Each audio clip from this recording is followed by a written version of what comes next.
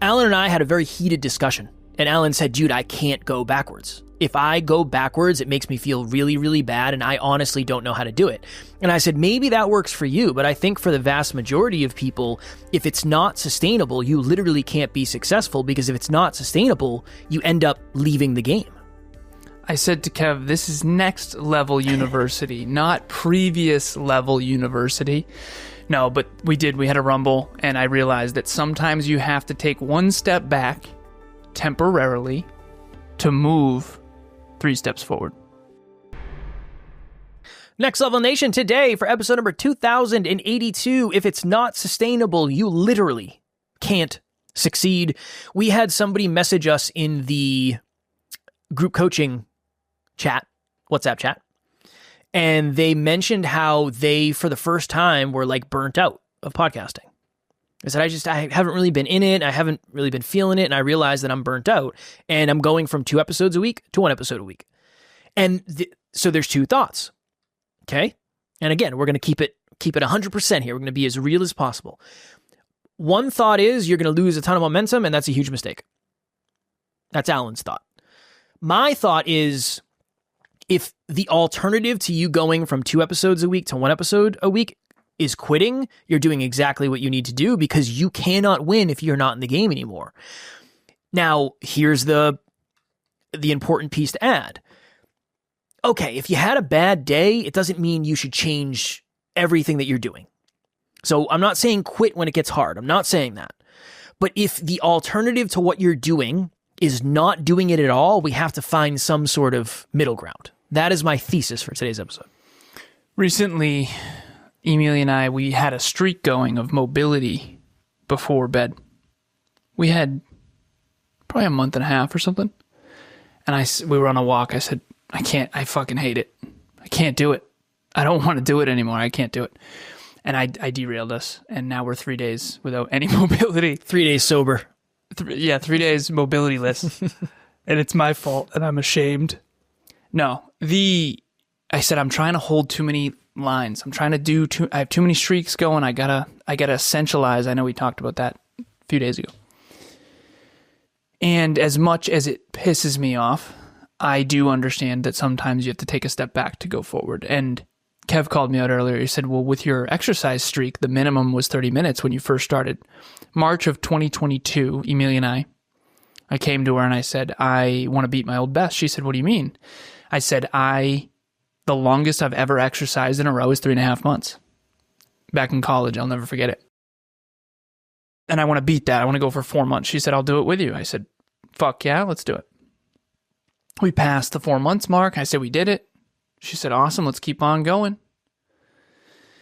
Passed the year, never forget it. Drive into the garage after a workout. I said, we did it. She said, we did what? I said, we just passed a year. It's a year of exercise without missing a single day. Whoa. And I said, now what? She said, let's do this for the rest of our life. And I playfully joke and say I had a mini panic attack. And honestly, I did have a moment. And I said this to her. I said, Emilia, if you say we're going to do that, do you understand what that means? She's like, Alan, yes, let's do it. I've always wanted to do it. I was like, fuck. Because that's forever, you know? Forever's a long time. Forever's a long time. It's a long time. So that was 1,184 days ago. And we went from 30 minutes of exercise to 35, then to 40. And then we had to jump back to 30, back to the minimum of 30. So I've exercised a minimum of 30 minutes every day for 1,184 days. Now we're at 45. We've been doing 45 minutes all of 2025. And that actually seems, I don't want to say easy, but it seems totally doable. What I will share with everyone, and I shared this at Next Level Live, I said it as some people struggle to exercise even 2 or 3 days, so I don't want this to come off wrong. It hasn't actually been that hard. However, what I do want to make clear is it has been really hard to do that and everything else. So exercising every day, I actually don't think is that hard. Exercising every day and sustaining a household and 3 businesses between the 2 of us and having pets and being CEO and tracking metrics and getting to bed on time and. So this is Next Level University. And sometimes you have to go to the previous level, like I did. Because you called me out. You basically said, you went back to 30 minutes, motherfucker. I did. I said that was, no, I did. Those are the exact words I said. And I was like, yeah, that's true. We did have to go back to 30 minutes for a few months to get momentum back. It sucks. It's the same conversation of it. There's a big difference between it being optimal and it being realistic. Optimal is usually not, well, it's not always realistic. Optimally, you'd choose 45 and that would be perfect and it would be a challenge, but you'd crush it and then boom, you'd never have to go back. I just don't think that's realistic for most people. And if the reason you started it is no longer being served, so in this case, we're talking about podcasting, but this could be anything. This could literally be anything. Oh yeah, my partner and I, we go out on a date night every single Wednesday. Awesome. Until you're trying to save money and you don't want to go spend $75 on dinner and you have to find out something else to do and maybe it's stay home or whatever. You're going backwards, it seems. But how do you know when to hold the line though? And that's the question. That's the conversation that I think all of us have to have with ourselves. Because at the end of the day, no one gives a shit about my streak. I do. And no one's going to know if you got to bed on time or you did your mobility or you exercised I will know. And what's the point of this anyway? I always say this. What's the one thing that you can solve today that will solve 1,000 future problems? Exercise is one of them. Everyone out there could make the decision to exercise every day, even if it's just walking, and that would solve 1,000 future health problems. There's so many studies on this. Daily exercise is just important. Consistent exercise is important. Check the box. Done. But there's only so many of those you can do, right? Well, what about your journaling streak? What about your gratitude streak? What about consistent podcasting? What about making sure you're on your meetings, coaching, whatever it is? So at the end of the day, I think we all have to find sort of this sweet spot between what streaks really matter to us, which ones are essential to us. Because all of us, and this is the thing about life that's so frustrating. I was on with a client earlier. I said, health, wealth, and love. You want to be healthy, wealthy, and in love. Who the fuck doesn't want to be healthy, wealthy, and in love? That is the dream. Being healthy, wealthy, and in love. And the only thing better than that is being healthier, wealthier, and more in love. That is what I think the whole world wants. But my goodness, those are 3 full-time jobs. And you only get 168 hours a week. And if you sleep well, you do at least 56 of them gone, 7 times 8. So it's and then 40 at work if you have a full-time job, minimum. So they go quick. And if you want a high quality of life, so if you want to enjoy your life, don't try to be top 1% of 1% of 1% of 1% in health, wealth, and love. But you could be top 1% in health, wealth, and love. If you play the long game and if you listen to Next Level University and if you work on yourself. But every now and then you're going to have to take a step back in certain things in order to double down on others. Yeah. As much as it sucks, but I think it's a conversation of what's your relationship with it. I don't know. I don't think I have that much of a negative relationship with like going backwards to go forward, because I also realize where I'm going backwards from is further than I've ever been. So I feel like I have a pretty good relationship with it, all things considered. You remember you read a book, it talked about holding in your consciousness the conflict. This is the conversation I want to have with you. I want to ask you this. You've met people who let themselves off the hook too easy. It's, okay, so I haven't drank in 6 years. What if I just suddenly was like, you know what, fuck it. I'm just going to go off the rails this weekend. That's not the type of man I am. It's not the type of man I want to be either. I will be honest, as scary as this is to share, I think most people let themselves off the hook too easy. And there's so many people who haven't achieved their goals and dreams. And I said this to a person recently. I was coaching one-on-one. I said 90% of Kevin and I's success comes down to the fact that we just never stopped. We just never, ever, ever stopped the podcast. No matter how bad it was, no matter how late it was, no matter how much my fucking throat hurt, we just never stopped. It's 2 things. It's 1, we never stopped, aka sustainability. And number 2, we improved almost every time. We tried to improve every time. That I can say authentically. We've tried to improve every single time. I thought last night's episode was fucking garbage between you and me. I went to bed upset with myself. It's like, Alan, you've got to get it together, man. Now, is it not valuable at all? No, but it's not a 10 out of 10. And so at the end of the day, frustration comes as a byproduct of standards not being hit, and standards are a byproduct of the size of your goals. And so what I want to ask you is, how do you know when to hold the line and what to hold the line on, and then when to let it ride? Hello, NLU listener. Thank you, as always, for listening to Next Level University. Real quick, I just want to jump in and let you know about the Next Level Dreamliner. This is a journal that I use every single day. Achieve your dreams 90 days at a time. It breaks down your dreams into goals, milestones, and daily habits. We hope you enjoy it. The link will be in the show notes. Usually, it's the thing. If I don't want to do it, I should probably do it. And if I want to do it, but I know it's not sustainable, I have to show restraint and think smarter. It's usually the opposite.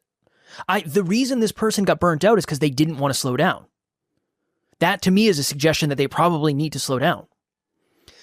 There's days where I don't want to go to the gym. Those are the days I need to really, really push. And there's other days where I want to go and lift super heavy. I should probably just do cardio. Today was one of those days. I am fucking exhausted. I'm going through it. I'm overwhelmed. I'm stressed out. I was sitting on the floor playing with Fudge at 6:40 this morning. Like, I do not want to fucking go. For the new listeners, that's his cat. Yes. I was rolling a candy bar across the floor, hoping it would inspire me. Yeah, Fudge is my cat. I used to have a cup holder in here. Kev on the floor playing with Fudge. I might as well have been. That's what it felt like. But I wanted to go. And then I was like, well, honestly, it's probably not going to be good for me to go. And then I was like, honestly, I don't want to fucking go. All right, let me find a middle ground and go and just do cardio. There's other days where I don't want to go at all.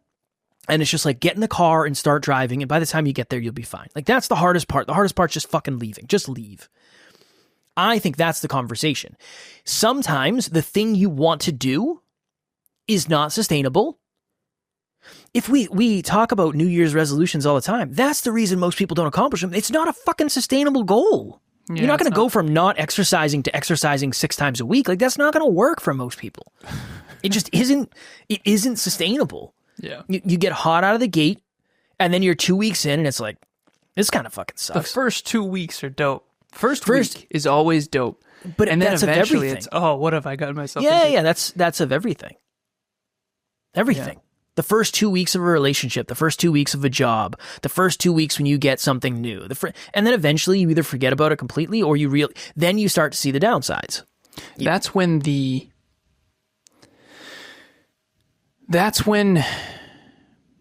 you prove, that's when you earn it. That's where earning it is.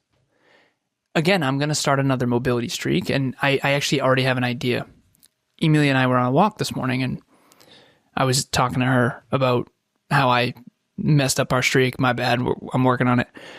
And she said, well, why don't we stack it on something we love? I said, there's a couple things I can't fucking stand. All right. One of them is mobility. For some reason, I hate it. Tracking calories, I hate it. I fucking hate it. There's a few things I just hate. And another one is I struggle with social media. I do. I have a hard time with it. At the end of the day, these are necessities. You want to be healthy, wealthy, and in love. I need to do mobility. I need to track calories, and I need to do social media. We have an online company. So on one hand, Alan, get over it. I call it a want, love, hate framework. I want more clients. I love one-on-one coaching. I hate social media. Okay, well, guess what you have to do? I want a great body. I love weight training. I hate dieting. Well, guess what I have to do? Every person I've ever coached has a want, love, hate framework. Everything you fucking want is on the other side of something you hate. That is a fucking scientific fact. I've never seen someone where that's not the case. I want to be wealthy. Okay, well, but I hate working late. Okay. Sorry. So I know the stuff. It's just you can only do so many things you can't stand every day. And you have to pick wisely. And so rather than the whole thing being about going to the previous level, figure out what level you want to play at in each area. And then what is the want, love, hate framework? And I know, listeners, listen, I could look at 1,000 things I'm doing well. I don't want to just beat myself up here. I'm doing better than I've ever done in many areas. I am happy, healthy, wealthy, and in love, to be honest, statistically speaking. Quite frankly, I don't care that much about that because I care about the next level. And I was talking to one of my clients earlier about that too. I said, it's awesome. I'm so grateful. Seriously, I am grateful, but it doesn't change the fact that I want to squat heavy and I can't do it if I don't get on the fucking yoga mat. So I know this is a unique, intense thing with me. Having really, really, really high standards is really, really, really important to me. But I do know that I have to figure out, for me, it's these three: fitness, personal development, and business. I need to be level 10 in those three things. But each one of those requires several sub facets. Like fitness alone, you have to sleep really well. You have to hydrate really well. You have to train hard. You have to eat fucking perfectly. You have to, if you want to be in really good shape, you don't have to eat perfectly if you're not. And then mobility, breathwork supplementation. You have to take your supplements, right? So there's 1,000 things all of us are doing really well.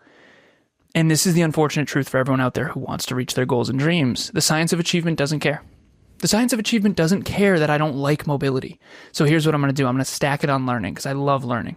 So we have this awesome projector. I'm going to put on a speech or some TED Talk, something I'm excited to learn, and I'm going to get my ass on that yoga mat. And I'm going to piggyback it on spending time with Emilia. And I think that's going to be a good streak. And once we have a streak going, I'll hold the line and I'll help her. I'll have her help me hold the line as well. Well, and I think that's the last thing we'll touch on before we go is the standards dictate how you feel about it. So if you don't have any standards in fitness right now, you're not going to have any problem going back, which is potentially dangerous because maybe for you going back is not doing it at all.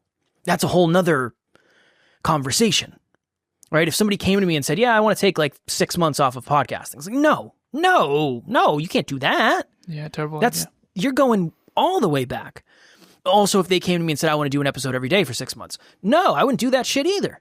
We're jumping at the polarities here. Why don't we can either take one step back or one step forward. We don't have to take 10 steps forward. We don't have to take 10 steps back.